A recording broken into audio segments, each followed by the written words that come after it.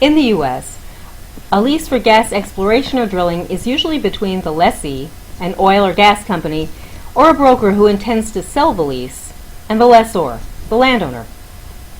It's a contract that's legally binding to protect the investment and profit of the company and the protection and profit of the landowner.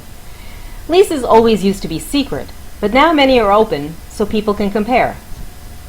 Leases must meet all existing laws. They all have some standardized sections that determine activities, rights, and other obligations, but certain parts are unique to that single contract. You can always negotiate a lease and you do not have to accept it. It's not one size fits all.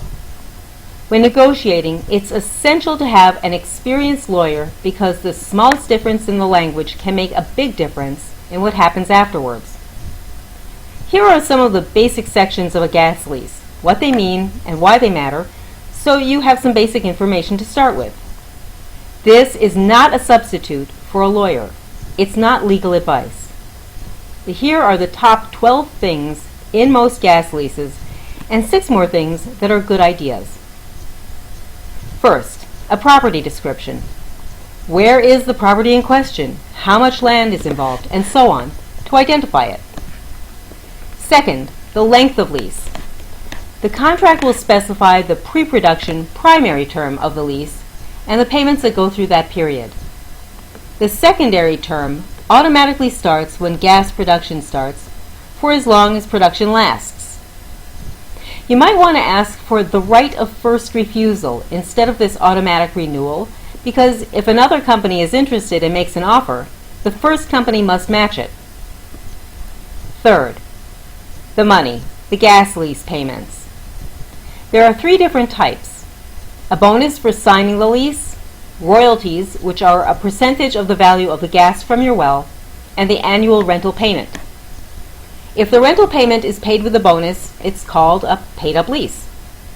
The lease should also say when payments will happen. Failure to make payments may cancel the lease, but only if it is so stated in the lease. A shut-in royalty pays you if the well is drilled but the gas is not sent to market after a certain length of time. Many states have a minimum royalty that must be offered, but sometimes a landowner can get much more through negotiation depending on the value of the geology. Surface and subsurface rights. In a lease, you give certain surface and subsurface rights to a company. First, what are you allowing them to drill for? The more specific, the better. Second, most standard leases give a lot of surface rights, access to your land, to the company to do testing, to put in roads, storage equipment, and to drive, park, and walk all over it. But do they have the right to cut down some of your trees? Put in a road wherever they want? Drill near your building? Put a condenser in where you'll hear it all the time? You do have some say in this. Other land issues include a pew clause, which gives you the option of separating the acres the company is not actively using and allows you the possibility of leasing them separately. And the company will need pipelines, transmission lines, to get the gas out, but some leases give blanket access to the company to put in pipelines wherever they want. Water. Gas drilling demands a lot of water. The lease can determine if the water is from your well or pond or is brought in from somewhere else. It can cover testing your water to see if there's contamination. It can cover how the wastewater is disposed of, which can have big environmental consequences. Liability. A liability clause makes sure you are compensated if the company's activities damage your property and that the company is insured to cover those damages. 10th, indemnity. Most leases have a clause requiring the gas company to indemnify you from any liability that happens to someone else as a result of the drilling on your property. The company should be required to hire an attorney to defend you in the case of a lawsuit. 11. Force majeure is a change in production based on something that's beyond anyone's control, the proverbial act of God. And finally, the last thing you'll usually see is dispute resolution.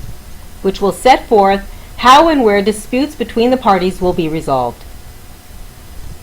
A lot of things can be added to a lease, and these are some of the most common and useful to the lessor.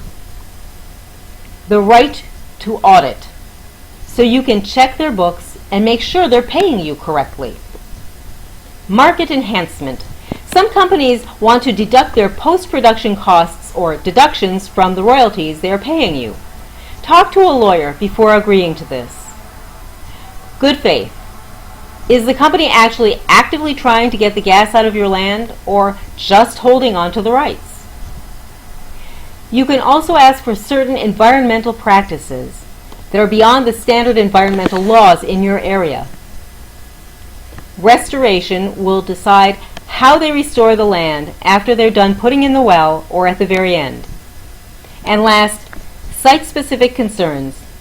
Often farmers, hunters, and other people have special concerns that can be added into the contract.